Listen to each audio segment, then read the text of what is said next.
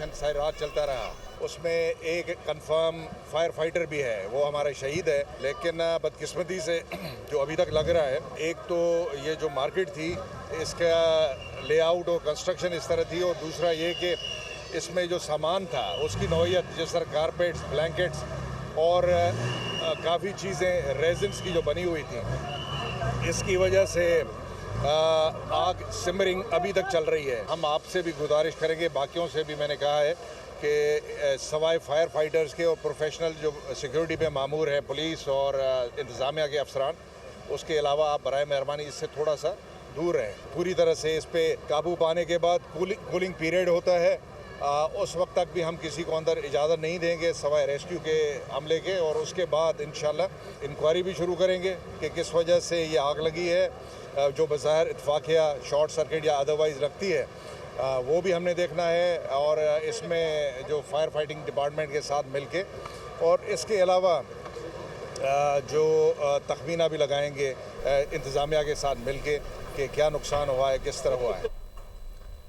तो आईजी सिंध की गुफ्तगू आपने मुलाहजा की है, और सूरत हाल अब ये है कि इस वक्त तक ये जो खौफनाक वाक़या पेश आया, खौफनाक हादसा पेश आया, इसमें 6 अफराद का कहा जा रहा है कि जाँ बहक हो गए हैं, 30 से ज़ायद ज़ख्मी हैं, 11 की हालत तशवीशनाक भी बताई जाती है। MA जिना रोड पर गुल प्लाजा है जहाँ पर ये वाक़या रात गए पेश आया, और अब तक आग पर काबू पाने की कोशिशें की जा रही हैं, ताहाल आग पर काबू नहीं पाया जा सका। बिल्कुल इकरा, आईजी सिंध ने एक इंटरेस्टिंग बात ये की है, और ख़ास ही उन्होंने अपील भी की है जो लोग वहाँ पर मौजूद थे कि इस बिल्डिंग के इर्द गिर्द जो फायर फाइटर्स हैं, जो रेस्क्यू का अमला है, इसके अलावा जितने भी बाकी लोग हैं, वो थोड़ा दूरी इख्तियार करके इस बिल्डिंग से रहें, क्योंकि ऑब्वियसली हमने पहले भी देखा, हमारे रिपोर्टर्स जब हमारे साथ बराह रास्त मौजूद हैं हमें दिखा रहे हैं, बहुत सारे लोगों की तादाद ऐसी है जो बिल्डिंग के बिल्कुल करीब जा रही है, और रेस्क्यू का अमला बार बार कोशिश कर रहा है कि आप लोग इस जगह से दूरी इख्तियार करें, क्योंकि इस वक्त जो बिल्डिंग की सूरत हाल है वो इतनी बुरी हो चुकी है, इतनी दरारें उसमें पड़ चुकी हैं कि किसी भी वक्त जो बाकी हिस्सा है वो भी नीचे गिर सकता है,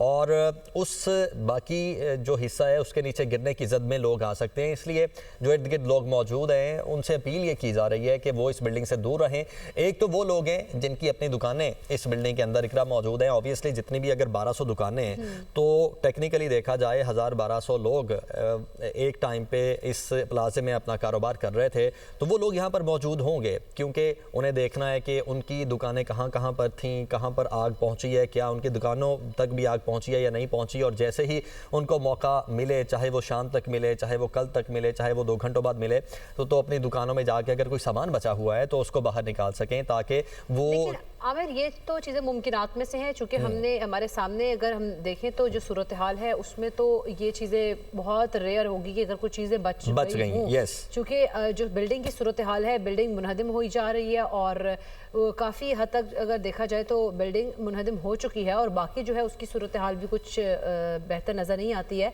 आग अभी भी लगी हुई है, उसको बुझाने की कोशिशें अभी भी की जा रही हैं, और जिस तरह से आपने भी कहा कि 14 घंटे से ज़ायद का वक्त हो चुका है, आग पर मुकम्मल तौर पर काबू नहीं पाया जा सका। कुछ ऐसी पॉकेट्स हैं जहाँ से रास्ता तो उन्होंने बनाया अंदर जाने का, लेकिन धुएं की वजह से मुश्किलात पेश आ रही हैं, और शीशे तोड़कर बिल्डिंग के अंदर जाया जा रहा है, और इसके ऊपर काबू पाने की कोशिश की जा रही है। बिल्कुल, और आईजी की जानिब से एक तो जो अपील की गई उसका हम जिक्र कर रहे हैं, फिर दूसरा कुछ ऐसे लोग हैं जो सिर्फ देखने के लिए यहाँ पर मौजूद हैं, तो इसलिए उनसे भी अपील ये की जा रही है कि आप लोग इस एरिया से दूर रहें। अभी तक जो रिपोर्ट किया जा रहा है वो ये है कि इस इमारत में कपड़े मौजूद हैं, क्रॉकरी मौजूद है, परफ्यूम, मेकअप, इलेक्ट्रॉनिक्स और खेलों का सामान मौजूद है। पहले ये 2 जो इसकी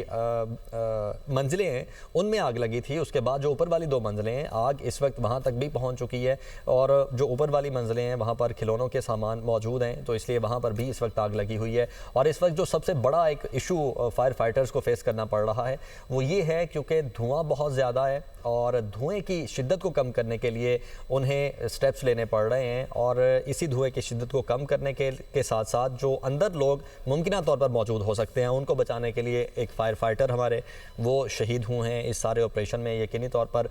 वो एक तो शहीद भी हैं, हम उनको बिल्कुल खिराज तहसीन भी पेश करते हैं, और ख़ासतौर पर जितने बाकी फायर फाइटर्स इस वक्त वहाँ पर मौजूद हैं, ऑब्वियसली रात से ही मौजूद हैं, 14.5 घंटे हो चुके हैं, उन सबको हम खिराज तहसीन पेश कर रहे हैं कि इतनी मुश्किल सूरत हाल में वो ये इतना जो इम्पोर्टेंट ऑपरेशन है वो सर अंजाम दे रहे हैं। साथ ही साथ जो IG हैं उन्होंने गुफ्तगू की है, सूबाई वज़ीर सिंध जो सईद गनी है उन्होंने गुफ्तगू की है, डेप्यूटी मेयर हमारे रिपोर्टर्स ने हमें बताया वो यहाँ पर मौजूद थे, और जो मेयर मुर्तज़ा वहाब हैं कराची वो यहाँ पर नहीं पहुँच सके। कुछ देर पहले डेप्यूटी मेयर की हमारे साथ बात हुई, वो कह रहे थे कि वो चूँकि सिटी में नहीं है, शहर में मौजूद नहीं है, जैसे ही शहर वापस आएंगे तो ऑब्वियसली वो भी इस जगह का दौरा ज़रूर करेंगे। बिल्कुल, और उसके साथ उन्होंने कहा कि अगर वो नहीं है लेकिन पूरी टीम मौजूद है और इसको मॉनिटर कर रहे हैं वो, और ये सारा जो काम है वो देख रहे हैं, ऑपरेशन को कामयाबी के साथ हम करने की कोशिश कर रहे हैं कि इस पर जल्द अज जल्द काबू पाया जा सके। और अपने जो नाज़रीन हमें अब ज्वाइन कर रहे हैं उनको बताते चलेंगे कि कराची के MA जिन्ना रोड पर गुल प्लाजा में आग लगी जो कि बुझाई नहीं जा सकी। सालिक शाह हमारे नुमाइंदे जाए वकुआ पर ही मौजूद हैं। सालिक